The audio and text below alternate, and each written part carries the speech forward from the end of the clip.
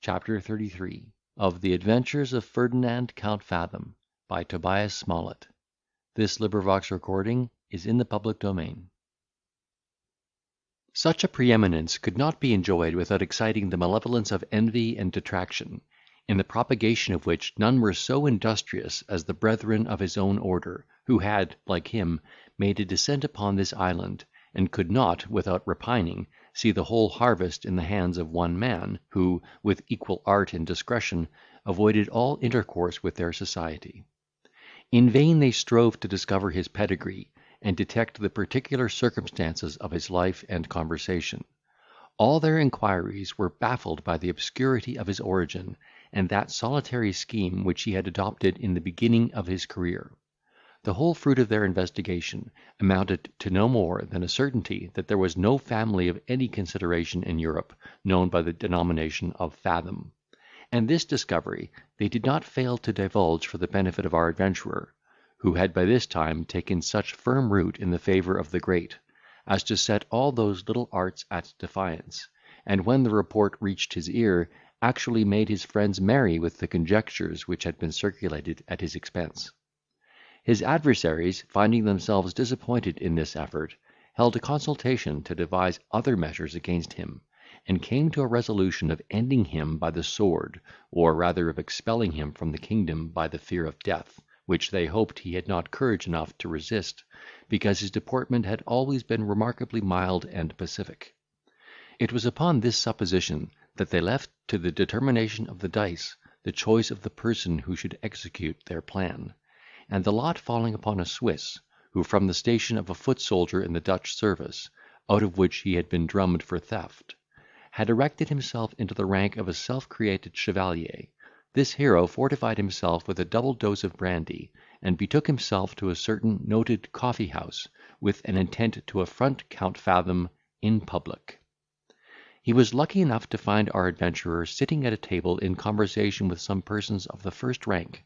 upon which he seated himself in the next box, and, after having intruded himself into their discourse, which happened to turn upon the politics of some German courts, "Count," said he to Ferdinand, in a very abrupt and disagreeable manner of address, "I was last night in company with some gentlemen, among whom a dispute happened about the place of your nativity. Pray, what country are you of?" "Sir," answered the other with great politeness, "I at present have the honour to be of England." "Oho!" replied the chevalier, "I ask your pardon, that is to say, you are incog. Some people may find it convenient to keep themselves in that situation." "True," said the Count, "but some people are too well known to enjoy that privilege." The Swiss, being a little disconcerted at this repartee, which extracted a smile from the audience, after some pause, observed that persons of a certain class had good reason to drop the remembrance of what they have been; but a good citizen will not forget his country or former condition. "And a bad citizen," said Fathom, "cannot, if he would, provided he has met with his deserts. A sharper may as well forget the shape of a die, or a discarded soldier the sound of a drum." As the chevalier's character and story were not unknown, this application raised a universal laugh at his expense, which provoked him to such a degree, that, starting up, he swore Fathom could not have mentioned any object in nature that he himself resembled so much as a drum, which was exactly typified by his emptiness and sound, with this difference, however, that a drum was never noisy till beaten, whereas the Count would never be quiet until he should have undergone the same discipline.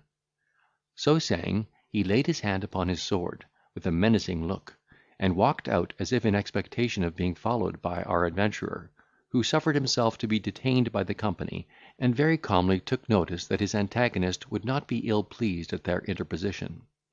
Perhaps he would not have comported himself with such ease and deliberation, had not he made such remarks upon the disposition of the chevalier, as convinced him of his own safety. He had perceived a perplexity and perturbation in the countenance of the Swiss, when he first entered the coffee room. His blunt and precipitate way of accosting him seemed to denote confusion and compulsion, and in the midst of his ferocity, this accurate observer discerned the trepidation of fear. By the help of these signs, his sagacity soon comprehended the nature of his schemes, and prepared accordingly for a formal defiance. His conjecture was verified next morning by a visit from the Chevalier, who, taking it for granted that Fathom would not face an adversary in the field, because he had not followed him from the coffee-house, went to his lodgings with great confidence, and demanded to see the Count upon an affair that would admit of no delay. Maurice, according to his instructions, told him that his master was gone out, but desired he would have the goodness to repose himself in the parlour till the Count's return, which he expected every moment. Ferdinand, who had taken post in a proper place for observation, seeing his antagonist fairly admitted, took the same road, and appearing before him, wrapped up in a long Spanish cloak, desired to know what had procured him the honour of such an early visit. The Swiss, raising his voice to conceal his agitation, explained his errand, in demanding reparation for the injury his honour had sustained the preceding day, in that odious allusion to a scandalous report which had been raised by the malice of his enemies, and insisted in a very imperious style upon his attending him forthwith to the nursery in Hyde Park. "Have a little patience," said our adventurer with great composure, "and I will do myself the pleasure to wait upon you in a few moments." With these words he rang the bell, and, calling for a basin of water, laid aside his cloak, and displayed himself in his shirt, with a sword in his right hand, which was all over besmeared with recent blood, as if he had just come from the slaughter of a foe. This phenomenon made such an impression upon the astonished Chevalier, already discomposed by the resolute behaviour of the Count, that he became jaundiced with terror and dismay, and, while his teeth chattered in his head, told our hero he had hoped, from his known politeness, to have found him ready to acknowledge an injury which might have been the effect of anger or misapprehension, in which case the affair might have been compromised to their mutual satisfaction, without proceeding to those extremities which, among men of honour, are always accounted the last resource. To this representation Ferdinand answered, that the affair had been of the Chevalier's own seeking, inasmuch as he had introduced himself into his company, and treated him with the most insolent and unprovoked abuse, which plainly flowed from a premeditated design against his honour and reputation. He therefore, far from being disposed to own himself in the wrong, would not even accept of a public acknowledgment from him, the aggressor, whom he looked upon as an infamous sharper, and was resolved to chastise accordingly. Here the conversation was interrupted by the arrival of a person who was brought to the door in a chair, and conducted into another apartment, from which a message was brought to the Count, that the stranger desired to speak with him upon business of the last importance. Fathom, having chid the servant for admitting people without his order, desired the Swiss to excuse him for a minute longer, and went into the next room, from whence the following dialogue was overheard by this challenger. "Count," said the stranger, "you are not ignorant of my pretensions to the heart of that young lady at whose house I met you yesterday; therefore you cannot be surprised when I declare myself displeased with your visits and behaviour to my mistress, and demand that you will instantly promise to drop the correspondence." "Else what follows?" answered Ferdinand, with a cool and temperate voice. "My resentment and immediate defiance," replied the other; "for the only alternative I propose is to forego your design upon that lady, or to decide our pretension by the sword." Our hero, having expressed regard for this visitant as the son of a gentleman whom he honoured,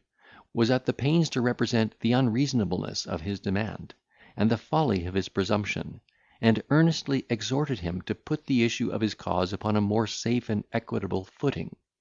But this admonition, instead of appeasing the wrath, seemed to inflame the resentment of the opponent, who swore he would not leave him until he should have accomplished the purport of his errand. In vain our adventurer requested half an hour for the despatch of some urgent business, in which he was engaged with a gentleman in the other parlour. This impetuous rival rejected all the terms he could propose, and even challenged him to decide the controversy upon the spot; an expedient to which the other having assented with reluctance, the door was secured, the swords unsheathed, and a hot engagement ensued, to the inexpressible pleasure of the Swiss, who did not doubt that he himself would be screened from all danger by the event of this rencontre. Nevertheless, his hope was disappointed in the defeat of the stranger, who was quickly disarmed, in consequence of a wound through the sword arm, upon which occasion Fathom was heard to say, that, in consideration of his youth and family, he had spared his life, but he would not act with the same tenderness towards any other antagonist. He then bound up the limb he had disabled, conducted the vanquished party to his chair, rejoined the chevalier with a serene countenance, and, asking pardon for having detained him so long, proposed they should instantly set out in a hackney coach for the place of appointment. The stratagem thus conducted had all the success the inventor could desire. The fear of the Swiss had risen almost to an ecstasy before the Count quitted the room; but after this sham battle, which had been preconcerted betwixt our adventurer and his friend Ratchcali, the chevalier's terrors were unspeakable. He considered Fathom as a devil incarnate, and went into the coach as a malefactor bound for Tyburn. He would have gladly compounded for the loss of a leg or arm, and entertained some transient gleams of hope that he should escape for half a dozen flesh wounds, which he would have willingly received as the price of his presumption;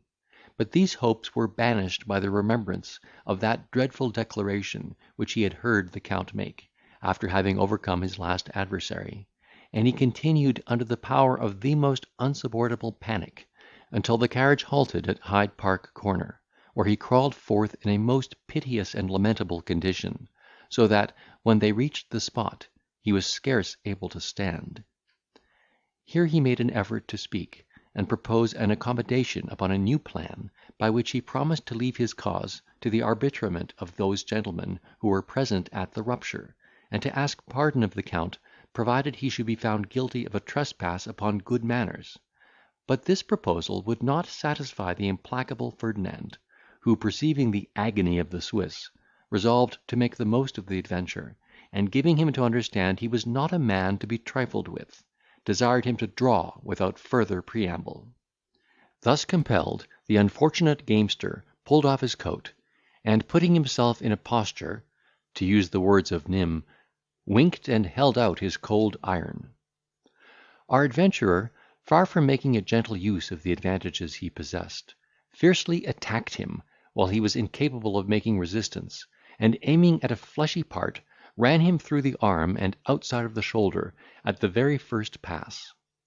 The chevalier, already stupefied with the horror of expectation, no sooner felt his adversary's point in his body than he fell to the ground, and, concluding he was no longer a man for this world, began to cross himself with great devotion,